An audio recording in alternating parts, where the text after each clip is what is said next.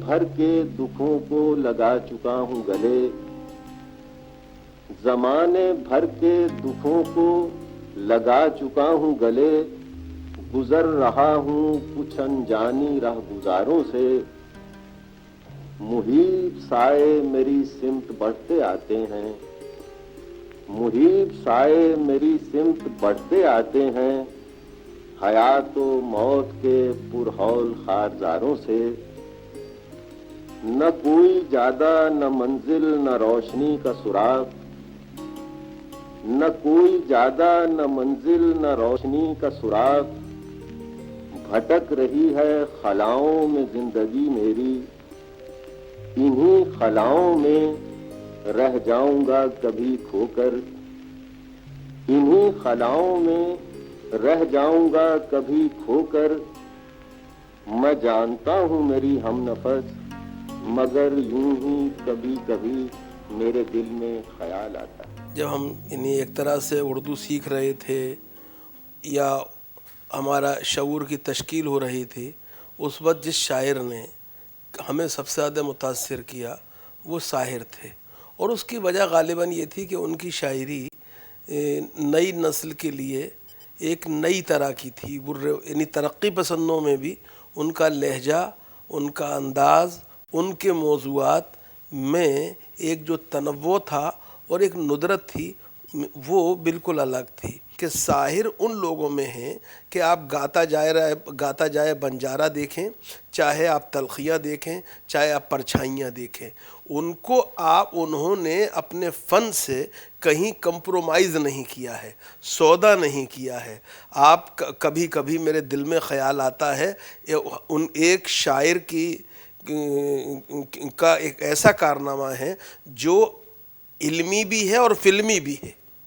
ये इल्मी और फिल्मी की यकसानियत, यानी अदब और गैर अदब के जो अलग अलग मेयार थे कि फ़िल्म में जो है वो गैर अदब है और जो फ़िल्म के बाहर है वो अदब है, अगर आप इसे देखें तो इस फ़र्क को अगर किसी ने ख़त्म करने की कोशिश की तो वो साहिर है। तो इस साहिर को मैं इस एतबार से ये समझता हूँ कि साहिर बहुत बड़ा शायर था, और वो मेरे नज़दीक तो हमारी नस्ल के लिए शायर नहीं था, सचमुच साहिर था। कभी कभी क्या कहने, उसकी उनकी नज़्में क्या कहने, कभी कभी तो उनकी किताब की नज़्म है, उसमें थोड़े बहुत कुछ लाइनें एडजस्ट की हुई हैं कि भाई फिल्म के मुताबिक कुछ लाइनें, तो उनकी नज़्म है ये इसमें तलखियों में। फिर दूसरी नज़्म, मैं पल दो पल का शायर, क्या कहने, कितनी हकीकत है, कितनी सच्चाई है ज़िंदगी के मुतल्लिक़ भी। और यही है, इन काली सदियों के सर से जब रात का आंचल ढलकेगा, जब दुख के बादल पिघलेंगे, जब सुख का सागर छलकेगा, जब अंबर झूम के नाचेगा, जब धरती नगमे गाएगी, वो सुबह कभी तो आएगी। सदियों के सर से जब रात का आंचल ढलकेगा,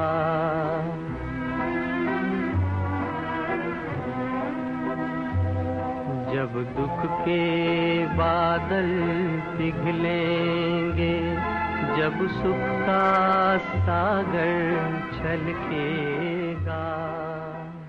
ऐसा शायर, ये इसे कहते हैं कि मन में एक पीड़ा है, दर्द है, गरीबों का, किसानों का, मजदूरों का, आम आदमी का एक दर्द है, व्हाट इज गोइंग ऑन।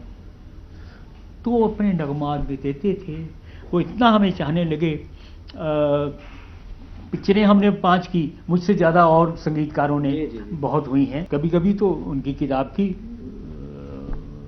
नज़्म है, उसमें थोड़े बहुत कुछ लाइनें एडजस्ट की हुई हैं कि भाई फिल्म के मुताबिक कुछ लाइनें, तो उनकी नज़्म है ये इसमें तलखियों में।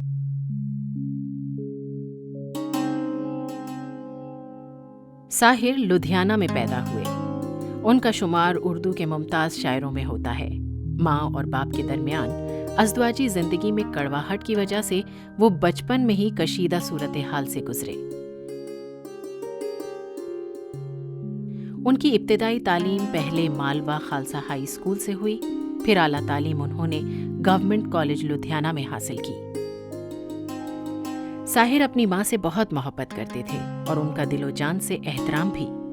माँ की इजाजत के बगैर वो कोई भी काम अंजाम नहीं देते थे।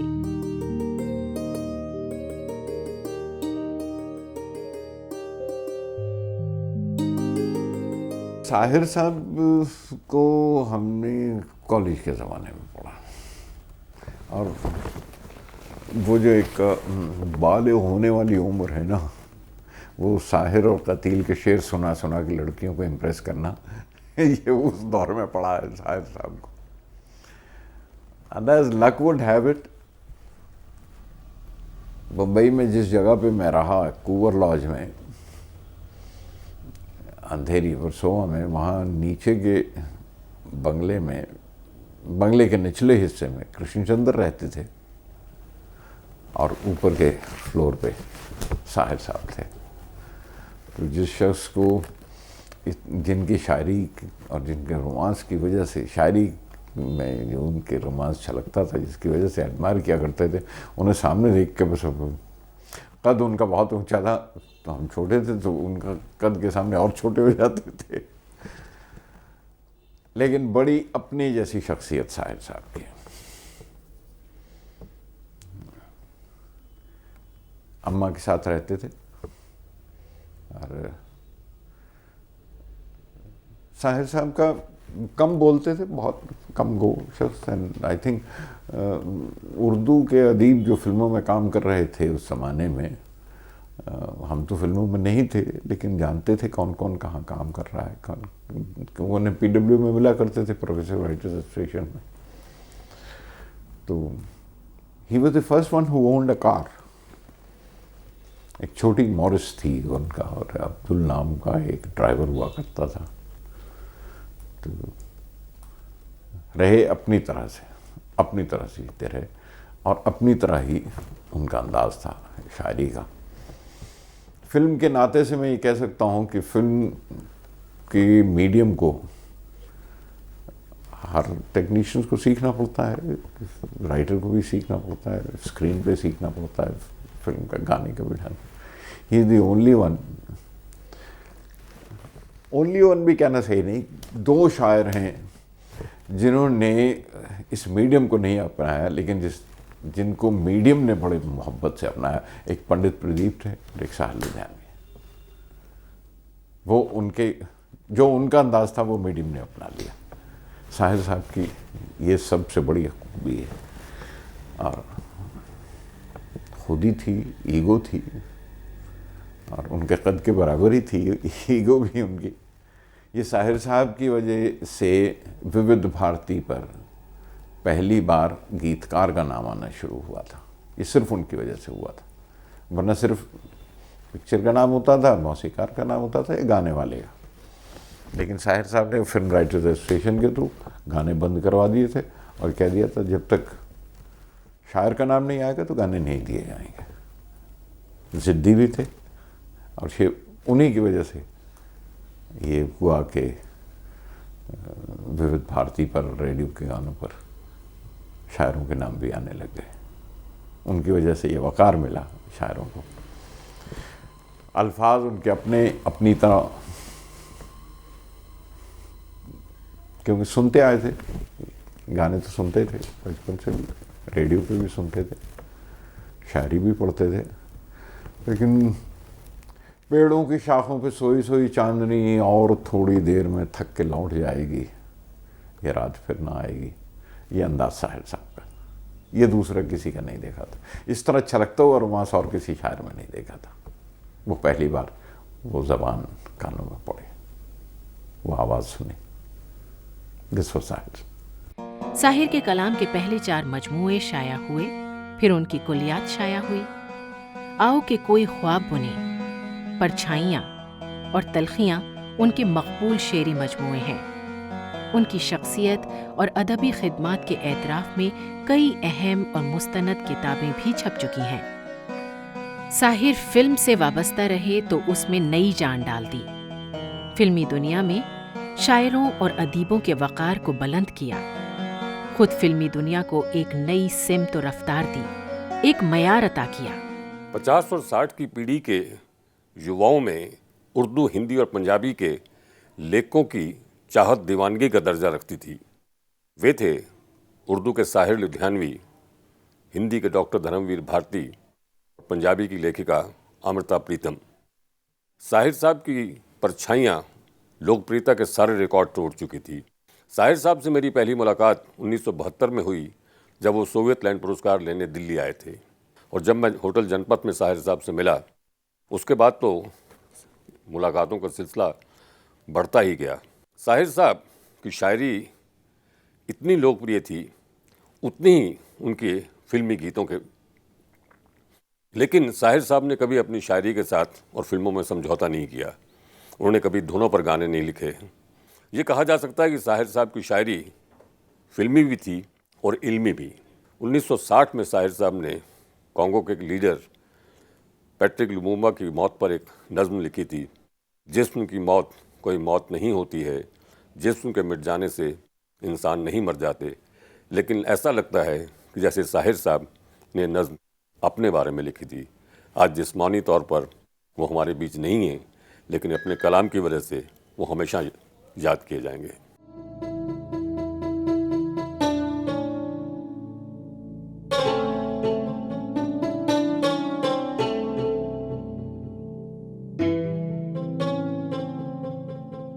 साहिर का कैनवास जो है वो बहुत बड़ा है।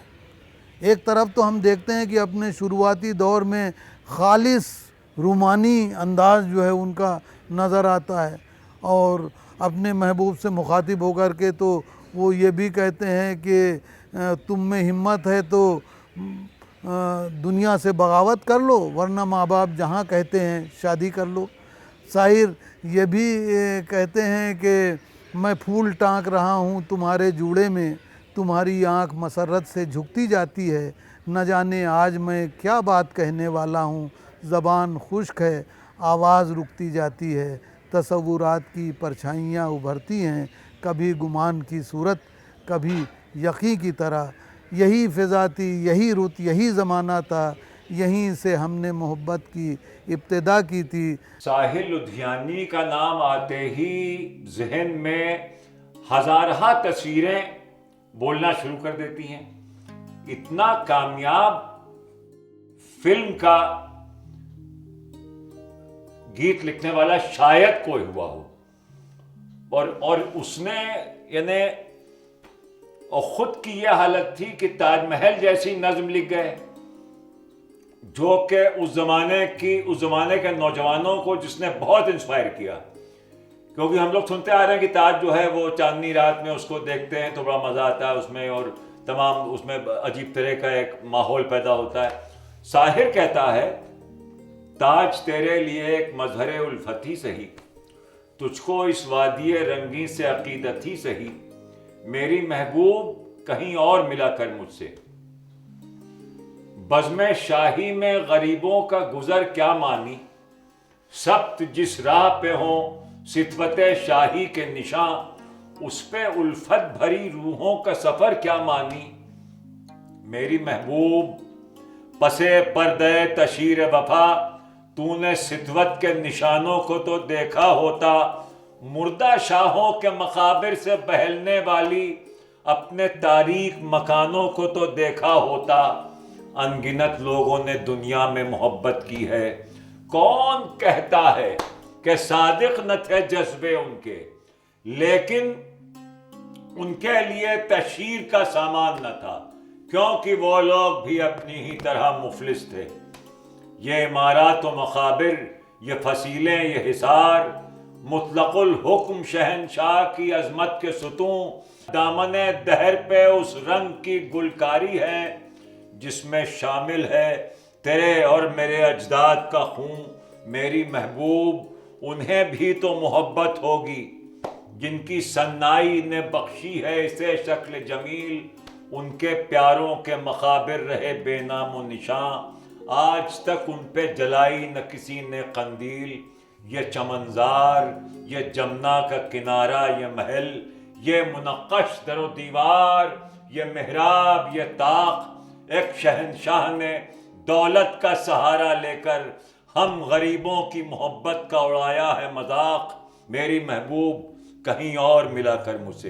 अब ये उस जमाने की ऐसी नज्म थी कि जिस पर नौजवान बगैर इंस्पायर हुए, क्योंकि अच्छा उर्दू जो थी वो अपने बिल्कुल उरूज पे थी, हिंदी का ज़माना था नहीं, कोर्ट की लैंग्वेज उर्दू थी, तो लगा हर एक को उर्दू आती थी, हर एक उसमें दिलचस्पी रखता था। और अगर आप देखें तो ज़माने के फिल्मी गाने जो लिखे गए और भी जो भी लिटरेचर सामने आया, उसमें कहीं पर भी यानी हिंदुस्तानी और उर्दू में बहुत ही कम फर्क है।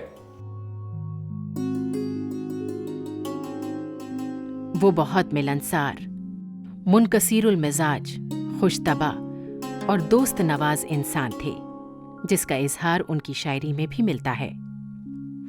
वो ऐसे शायर थे जिन्होंने फिल्मी दुनिया को वक़ार दिया, एतबार बख्शा और उसे ऊंचाइयों तक ले जाने में अहम रोल अदा किया। वो अपने मुनफरिद शेरी उस्लूब और तर्ज बयान की वजह से बहुत पसंद किए गए। उन्होंने फिल्मों के लिए गीत, दोहे, नज़में, गज़लें और कव्वालियाँ लिखीं, जो खूब पसंद की गईं।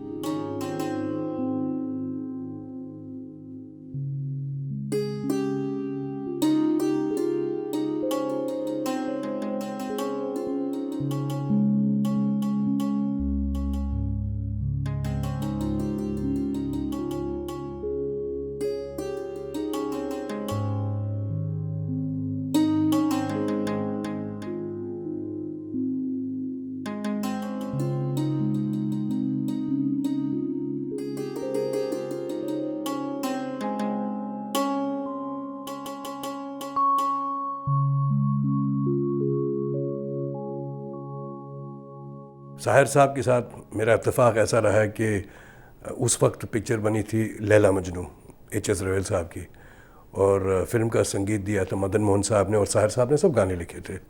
और उस वक्त कहा जाता था कि साहिर साहब की सबसे यूथफुल फिल्म लैला मजनू थी। हालांकि पीरियड फिल्म थी, कॉस्ट्यूम ड्रामा था, लेकिन कहानी तो फोक लेजेंड लैला मजनू की थी। लेकिन जिस तरीके से उन्होंने गाने लिखे थे वो उस वक्त के नौजवानों को बड़े लुभाते थे। तो उनके बोल बड़े सिंपल थे, लोग समझते थे, और उर्दू का उन्होंने एक एसेंस भी रखा था, तो लोगों को बड़ा मज़ा आता था उस फिल्म में। मैंने एक और फिल्म की साहिर साहब की उससे पहले, वो फिल्म थी कभी कभी। अब कभी कभी में ज़्यादातर पोइट्री के बारे में थी, जो मेन कैरेक्टर था वो वॉज अ पोइट, तो मेरा जो किरदार था वो नौजवान का था। तो देखिए कैसे बैलेंस किया राइटर ने कि पोइट्री कहाँ अपने एक ऊंचाई तक, और जहाँ मेरा जो किरदार था वो जवानी का जोश, वो एक जवानी की एक उछल कूद जो होती है, उन्होंने वो भी लिखा, साथ में उन्होंने सीरियस पोइट्री भी दी। तो इस दोनों बैलेंस की फिल्म यश चोपड़ा की कभी कभी ने, तो ये तो कमाल की बात है जो मैंने साहिर साहब के साथ एक्सपीरियंस किया है। और कभी कभी गाने में बहुत से सुपरहिट हुए, जो टाइटल सॉन्ग था कभी कभी, तो साथ में मेरा गाना था तेरे चेहरे से नज़र नहीं हटती, नज़ारे क्या देखें। दूसरा था प्यार कर लिया तो क्या, प्यार की क्या गुनाह नहीं जो। फिर तीसरा गाना था, उन्होंने पंजाबी ठेके में गाया था कि वो हमने कश्मीरी में गाना गाया था। तो देखिए ना, यूथफुलनेस अपनी जगह थी और पोइट्री सही मानों में अपनी जगह थी, और एक ही फिल्म में उन्होंने बैलेंस किया था। बहुत पिक्चर का म्यूज़िक बहुत चला था। हर किस्म की ऑडियंस को उन्होंने केटर किया था। ये उनकी खासियत थी कि हर किस्म के बंदे को उनका गाना पसंद आए, उनके अल्फाज पसंद आए, और वो भी लिखा भी उन्होंने जो मेरी आम ज़बान हो। जैसे कि उन दिनों के जो यूथफुल यूथ थे वो आम ज़बान कहे, ज़्यादा गाड़ी उर्दू नहीं, गाड़ी हिंदी नहीं। और साथ में जब वो उन्होंने किया तो वो थोड़ी डीप पोइट्री थी। जो बच्चन साहब ने गाना गाया तो उन्होंने कुछ डीप मीनिंग की पोइट्री थी। तो ये बैलेंस बहुत अच्छा किया था उन्होंने फिल्मों में। और जैसे लैला मजनू में हर गाना ऊंचाई पे था। कोई पत्थर सा ना मारे मेरे दीवाने को, वो तो साल भर का डेकेड का नंबर 1 गाना था। एक एक गाना, बर्बाद मोहब्बत की दुआ साथ ले जा, तेरे दर पे आया हूँ, हर गाना उसमें बेहतरीन गाना था। तो साहिर साहब को आज याद करते हुए मैं उनका बड़ा शुक्रगुजार मानता हूँ। उन्होंने मुझे बहुत अच्छे गाने दिए और दुआ करता हूँ कि वो जहाँ भी हैं अच्छे हैं, खुश रहें। साहिर लुधियानवी का इंतकाल 25 अक्टूबर 1980 को 59 साल की उम्र में मुंबई में हुआ और सेंटा क्रूज में मदफून हुए। साहिर इल्मियों, अदबियों, फिल्मी दुनिया की तारीख का एक रोशन बाब है जो हमेशा हमारे दिलों में जिंदा रहेगा।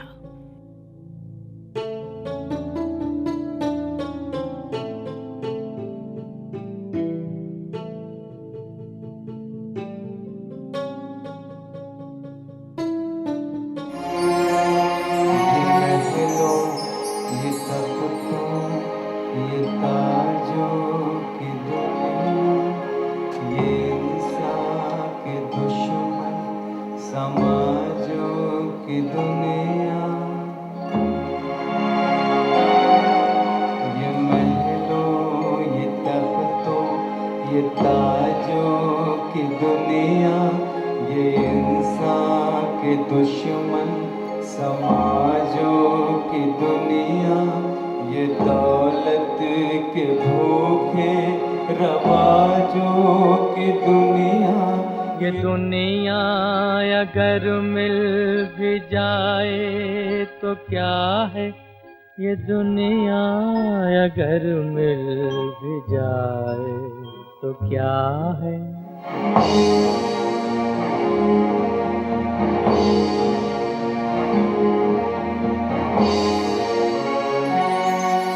हर एक जिस्म घायल, हर एक रूह प्यासी, निगाहों में उलझन, दिलों में उदासी। ये दुनिया है या आलमे बदहवासी, ये दुनिया अगर मिल भी जाए तो क्या है, ये दुनिया अगर मिल भी जाए तो क्या है।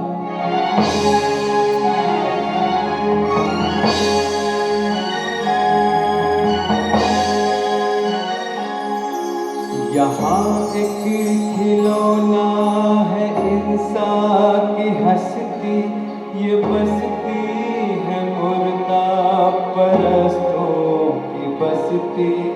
यहाँ पर तो जीवन से है मौत सस्ती, ये दुनिया अगर मिल भी जाए तो क्या है, ये दुनिया अगर मिल भी जाए तो क्या। ये एक शायरी की अज़मत होती है और किसी भी क्रिएटिव आर्टिस्ट की, कि वो अपने गम को, अपनी पर्सनल लाइफ को, अपनी ट्रेजेडी को एक बहुत ही ग्लोबल पर्सपेक्टिव में देखता है। और वही साहिर ने अपने आर्ट के साथ किया, अपनी शायरी को एक टूल बनाया, लेकिन उन्होंने अपने गम को, अपनी ट्रेजेडी को अपने तक नहीं उसकी लिमिटेशन रखी, बल्कि ग्लोबल पर्सपेक्टिव में देखा। और जिस रूप में भी, चाहे मज़दूरों के साथ अत्याचार हो रहा है, उनका एक्सप्लॉइटेशन हो रहा है, या किसी औरत का हो रहा है, क्योंकि उन्होंने अपनी माँ को तिल तिल अपने बाप के जुल्म का शिकार होते देखा था, वो तलखियाँ उनके अंदर थी। तो उस चीज़ को जब उन्होंने शायरी में एक्सप्रेस किया तो वही उनकी शायरी की बहुत बड़ी अजमत है। खलाओं में रह जाऊंगा कभी खोकर, मैं जानता हूँ मेरी हमनफस, मगर यूं ही कभी कभी मेरे दिल में ख्याल आता है।